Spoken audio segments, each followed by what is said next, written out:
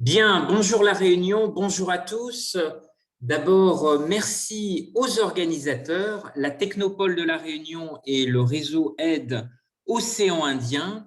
Cette présentation va être l'occasion de vous faire voyager vers une autre île qu'on appelle l'île d'Émeraude.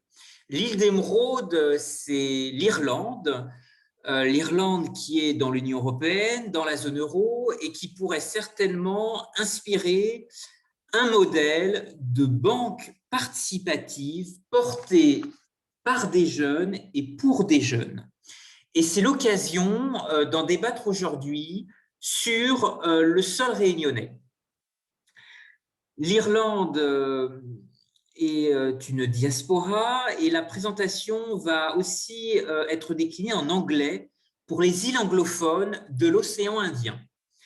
Il existe des pôles de la diaspora irlandaise à Maurice, en Afrique du Sud, dans l'océan Indien, et il y a aussi un gros régiment qui est l'Australie.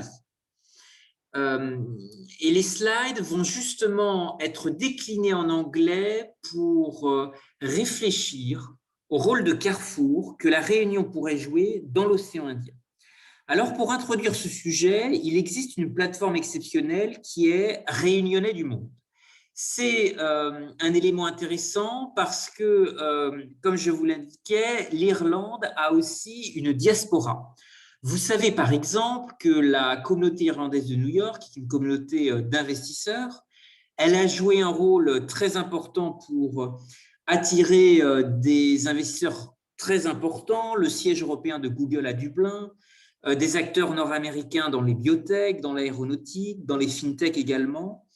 Et il existe en Irlande un ministère de la diaspora avec les différentes références que vous avez ici, un plan stratégique. Alors, le fait qu'il y ait un ministère n'est pas une justification en soi. Aux États-Unis, il n'y a pas de ministère de la culture et pourtant, chacun d'entre vous est capable de citer un film d'Hollywood. Mais vous dire que, voilà, il y a eu cette idée d'activer un réseau. Ce réseau, il est extrêmement intéressant à explorer ensemble. Les liens avec l'Irlande, ces relations celtiques ne sont pas si éloignées que ça, puisque des travaux universitaires, des travaux de recherche portés par l'Université de La Réunion ont mis en valeur l'héritage celtique dans l'océan Indien. Vous avez ici un ouvrage que je vous encourage à lire, qui a été réalisé par un historien qui s'appelle Dominique Aupier et qui a réalisé un travail de fond depuis le XVIIe siècle, depuis 1642, avec les compagnies maritimes et marchandes. Alors, il existe aussi une plateforme plus festive et événementielle qui a en fait porté des approches festivalières. Il existe un festival interceltique qui se déroule en Bretagne et qui a choisi d'arborer en 2016 le kangourou, en référence à ce qu'on appelle les Celtes sous la croix du Sud. Vous avez sur le drapeau australien 5 étoiles qui représentent la constellation de la croix du Sud. Et en référence à ces migrations de marins, de navigateurs qui ont utilisé aussi les étoiles pour se guider en mer, l'Australie était la nation invitée d'honneur du Festival interceltique de l'Orient. Alors, on considère que ces liens à la croisée des continents, entre Irlande et pôle australien sont encore très vivaces, puisque 60% des Australiens ont des descendants écossais, irlandais et gallois. Et c'est Melbourne qui est un peu ce grand pôle celtique, avec notamment Scott Church, dans lequel des vitraux représentent deux paraboles, la parabole du trésor caché et la parabole de la perle. On va y revenir sur le sujet qui nous intéresse aujourd'hui. Alors, en Extrême-Orient, il y a aussi un port, le port au parfum. qui a été en fait extrêmement stimulé dans son développement par un gouverneur écossais qui s'appelle James MacGregor, ce qui illustre la grande richesse des relations interceltiques avec l'Asie. Et James MacGregor a beaucoup poussé, vous l'avez ici en photo, l'éducation des jeunes Chinois dans le port au parfum. Plus proche de la Réunion, l'Afrique du Sud, qui a aussi des références celtiques encore très fortes dans son vignoble. Et du côté du Cap, vous pouvez retrouver aussi des liens extrêmement intéressants avec le voisin sud-africain. Alors, pour nous rapprocher de la Réunion, il y a un élément intéressant, c'est la route maritime du café, le MOCA, qui a fait venir aussi des réfugiés jacobites irlandais qui, de passage, se sont établis, ont poussé des plantations, ont encouragé la culture du café, qui a fait la fortune de l'île de la Réunion avec sa variété Bourbon. Et qui illustre encore une fois la relation triangulaire qu'il a été possible de trouver dans l'océan Indien avec l'Irlande, mais aussi avec le Yémen en Arabie heureuse. C'est une trace qui est extrêmement intéressante, qui montre aussi l'élan qu'il est possible de créer avec le premier or noir de l'époque, le café. En regardant l'Irlande, on regarde aussi beaucoup la mer, on regarde beaucoup l'océan, et des travailleurs de la mer ont nourri l'imagination créative de Jules Verne, qui a été matérialisée dans une œuvre assez exceptionnelle qui s'appelle Les Travailleurs de la mer, et dans lequel Victor Hugo, sur les traces de grands penseurs de science-fiction, ont imaginé la figure d'un roi au crinier de l'océan. Et la seule monnaie autorisée dans ce royaume était le coquillage dont la mer est l'inépuisable coffre-fort. Une monnaie d'échange coquillage a existé, c'est le kauri. Elle est partie de l'océan Indien depuis les Maldives et elle a rayonné en Afrique. Citons les exemples de certains États africains, le Bénin, le Burkina Faso, qui utilisent encore le kauri comme emblème dans des grandes institutions, et en particulier au Mali, la Banque malienne de développement, ce qui montre l'extraordinaire capacité du coquillage à voyager. Cette monnaie, le coquillage, est intéressante. Elle montre aussi la capacité de résilience qui a aussi marqué l'île de la Réunion dans les périodes de crise.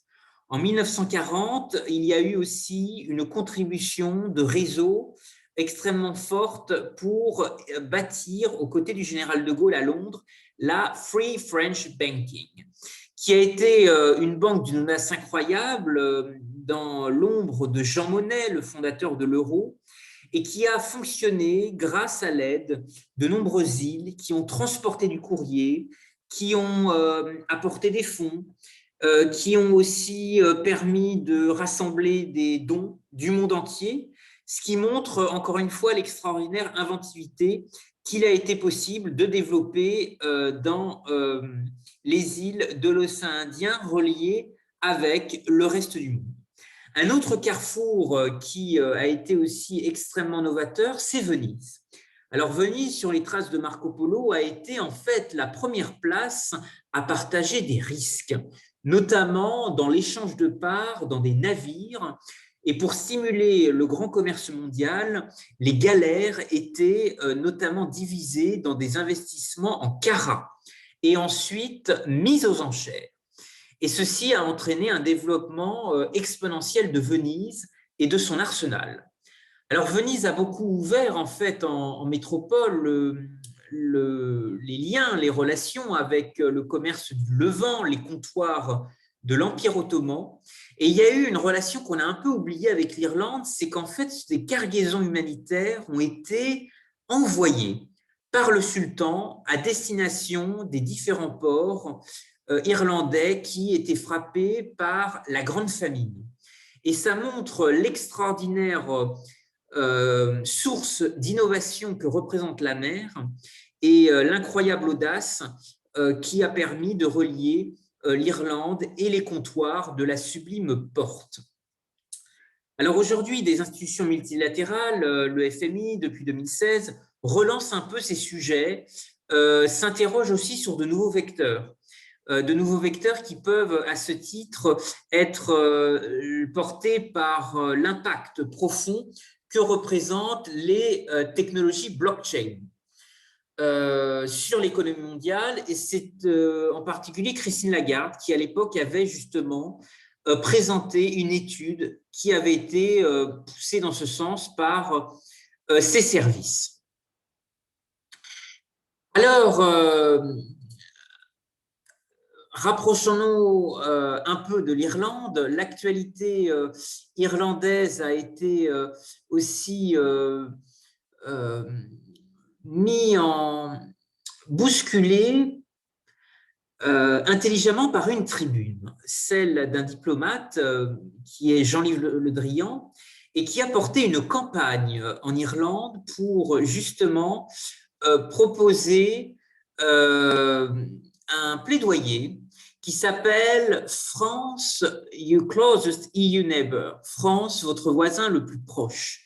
Et ce plaidoyer a été un formidable message auprès des médias pour encourager un rapprochement avec l'Irlande, développer de nouvelles pistes de collaboration et interroger justement la place que la France des trois océans peut jouer avec le voisin irlandais en Europe. Et c'est précisément dans ce contexte du Brexit qui isole un peu l'Irlande du Royaume-Uni qu'il est possible aujourd'hui peut-être de questionner le rôle que la Réunion pourrait avoir comme plateforme d'innovation entre les tigres de l'océan Indien et les tigres celtiques.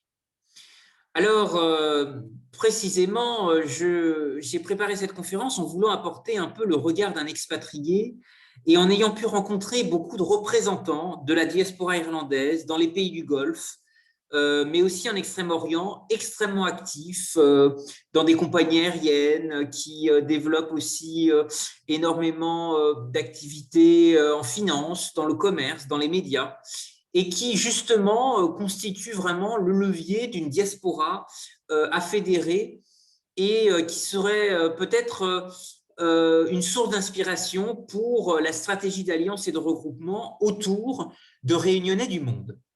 L'argent dans la philosophie irlandaise est vraiment considéré et elle est là pour investir.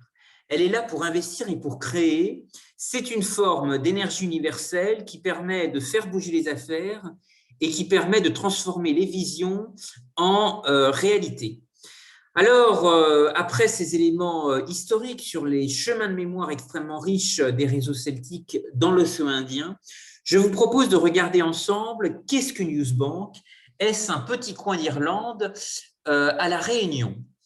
Les Youth Bank ont effectivement une identité qui est intéressante. Je vous mets à disposition cette vidéo qui vous permet effectivement de découvrir en anglais ce que représente un peu ce dispositif participatif et comment justement il a interagi avec des acteurs jeunesse et des réseaux irlandais.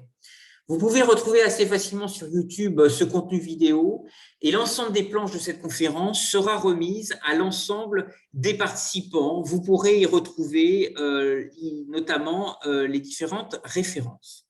Alors revenons sur la jeunesse des Youth Bank. Comment finalement est né ce concept dans l'île d'Émeraude? Dans les années 90, 5 organisations en charge de l'expression citoyenne des jeunes s'unissent et collectent des fonds à hauteur d'1 million de livres pour financer des projets portés par les jeunes avec une vocation citoyenne. Et ces Youth Bank vont être gérés essentiellement par des jeunes âgés de 20 à 25 ans, ce qui montre que la gouvernance participative était extrêmement ambitieuse. Ce qui est intéressant aussi dans l'actualité irlandaise, c'est que cette saga d'éclaireurs a été aussi un formidable itinéraire pour engager un sillon, une saga de marchands de paix et de prospérité, Merchant of Peace and Prosperity, notamment en faisant en sorte que des facteurs de paix prévalent sur des facteurs de guerre. Et ce dispositif de banque participative a justement permis de réconcilier des catholiques et des protestants en mobilisant des acteurs jeunesse. Alors, cette contribution citoyenne, souvent oubliée dans le processus de paix de 1998, a été un élément extrêmement positif de mobilisation des acteurs jeunesse autour des youth banks. Alors, comment résumer finalement ce qu'est une youth bank et quelle est la forme précisément qu'elle prend? C'est une structure de financement participatif dédiée à des jeunes talents porteurs de projets innovants et sans doublonner l'ensemble des dispositifs déjà existants sur le sol réunionnais, business angel, structures philanthropiques, des associations, des structures d'appui à l'innovation, des structures d'appui à l'entrepreneuriat, d'autres organismes, type Rotary, Lions Club. Finalement, les youth banks ont vocation à vraiment être une structure gérée par les jeunes pour les jeunes. Et c'est vraiment une porte ouverte pour créer de nouveaux itinéraires de création de valeur. La Youth Bank est aussi un formidable levier pour amener finalement des opportunités à des jeunes de se former par l'action. Alors, quelles sont les missions principales? Les missions principales d'une Youth Bank qui s'inscrivent toujours en complémentarité avec les acteurs territoriaux et également européens. Il y a d'abord la mise en relation de jeunes talents porteurs de projets innovants. Vous l'avez bien compris, c'est l'une des missions principales. Mise en relation avec des investisseurs locaux. Toutefois, les youth banks qui sont un peu plus structurés dans leur fonctionnement pourront aussi aller plus loin et proposer une participation financière. L'intérêt aussi des youth banks est d'être un peu un incubateur de l'engagement et donc d'offrir des conseils personnalisés avec des orientations vers des organismes apportant un soutien à la création d'entreprises, des structures aussi d'appui à l'innovation, des structures de réseautage et de networking.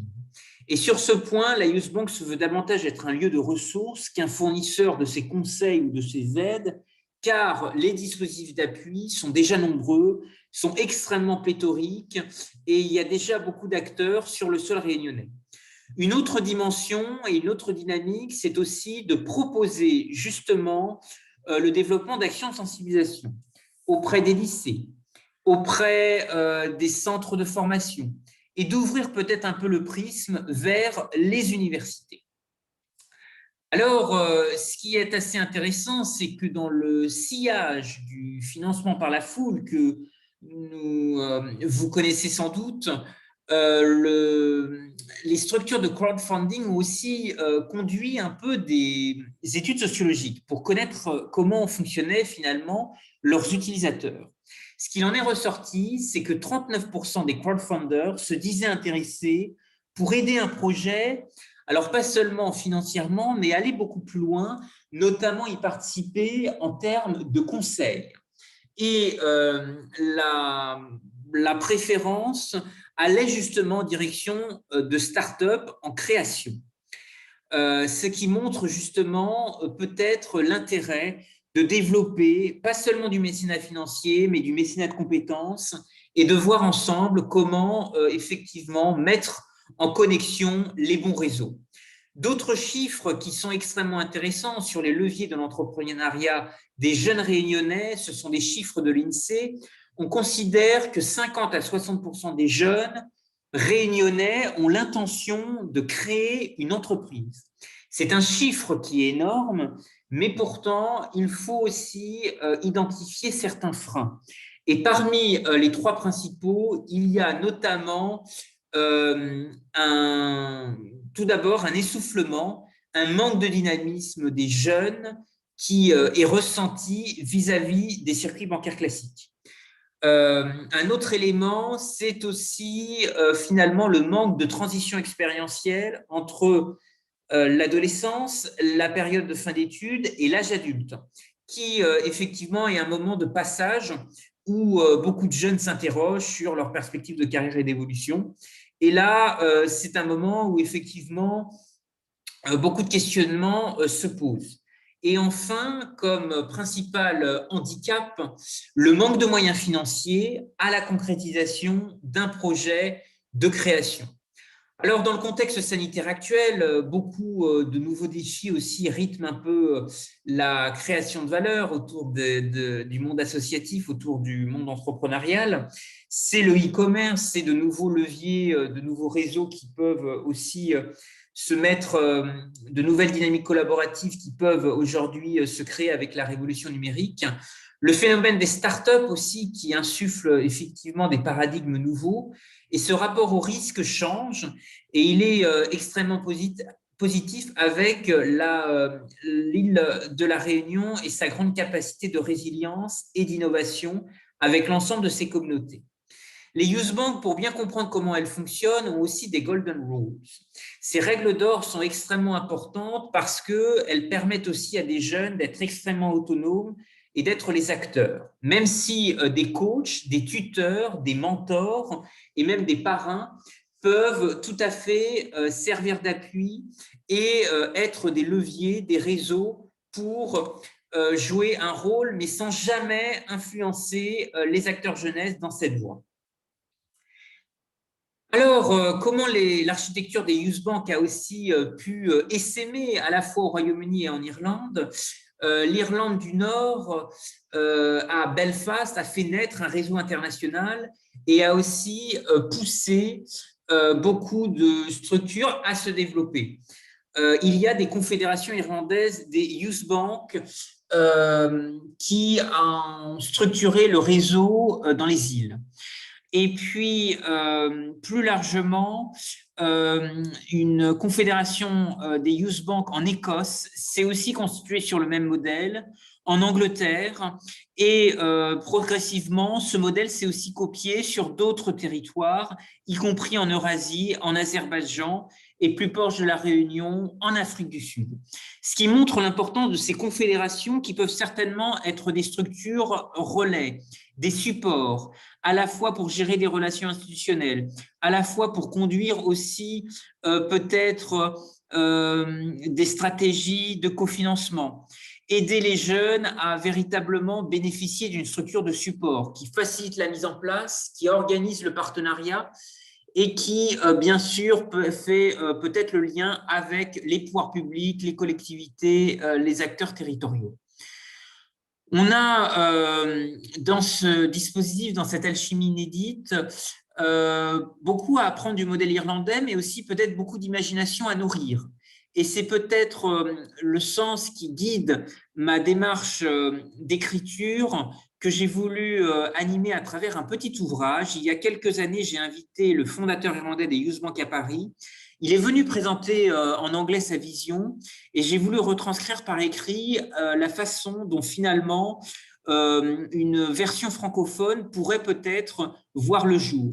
Et c'est certainement sur le sol réunionnais que beaucoup d'innovations pourraient naître, en relation peut-être avec Maurice, en relation peut-être avec l'Afrique du Sud, voir comment le kauri, ce coquillage qui a rayonné aussi sur tout l'océan Indien, pourrait justement être cet élan. Il y a aussi un formidable sujet autour des youth banks qui est de réfléchir finalement à la manière dont des territoires et des îles pourraient en être les laboratoires. Et c'est vraiment le sens de la publication, de l'ouvrage que je serais très heureux de partager avec l'ensemble des participants à cette conférence. L'ensemble des ressources et des références seront effectivement, vous seront transmises et je vais vous transmettre également la version numérique de cet ouvrage que j'ai développé.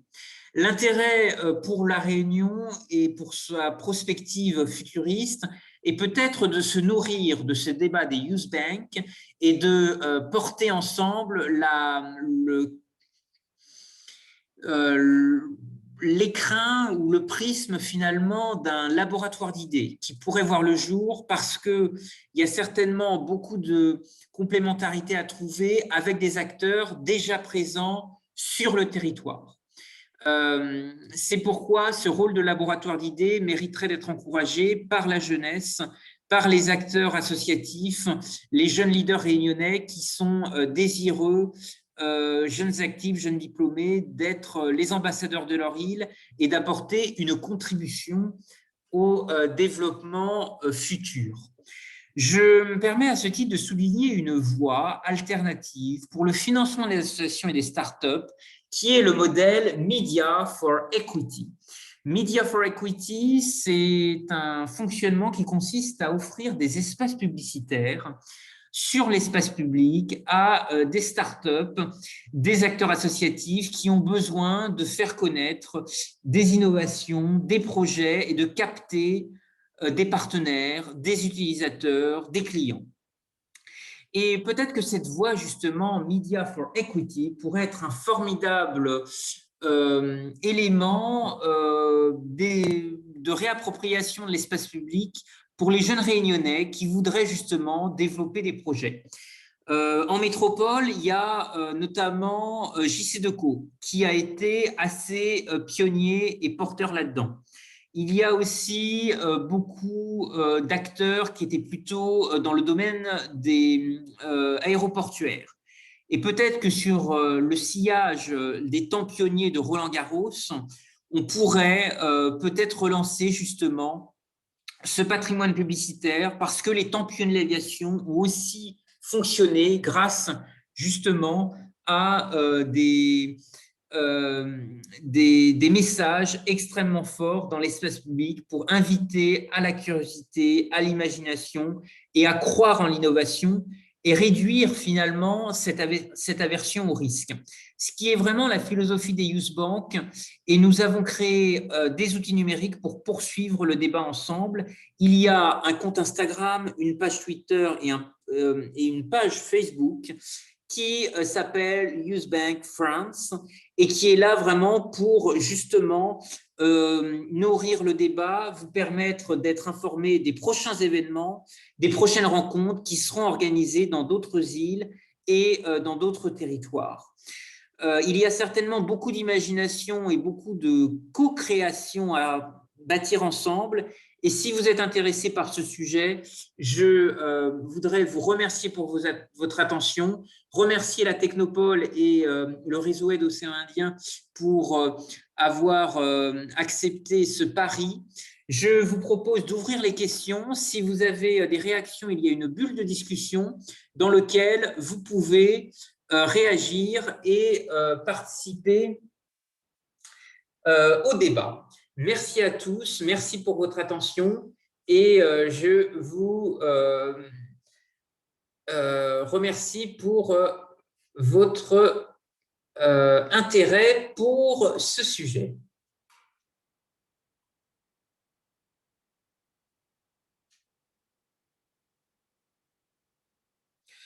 Alors, Youth Bank, modèle irlandais, modèle réunionnais, peut-être que la mer, qui constitue vraiment cette source d'inventivité et d'innovation, pourrait justement recréer cette toile économique et culturelle qui a existé, qui a été aussi stimulée par le cori, ce coquillage qui était cette monnaie d'échange. Donc, voir effectivement comment peut-être trouver ensemble de nouvelles dynamiques collaboratives. Et je crois que c'est un levier extrêmement important pour stimuler justement des relations, recréer du lien. Je suis extrêmement preneur de vos idées, vos remarques et vos contributions pour avancer sur ce sujet. Bien, s'il n'y a pas plus de questions, je vous propose peut-être de réagir dans la bulle de discussion si vous souhaitez vous connecter. Il y existe une petite bulle où vous pouvez aussi poser des questions. Je voudrais remercier le directeur Laurent Gaborio de la Technopole de l'île de la Réunion pour avoir relayé et porté ce débat aujourd'hui. Je voudrais également remercier Karim Prudhomme, le président du réseau Aide Océan Indien, qui lui aussi a été cheville ouvrière et contributeur de ce sujet.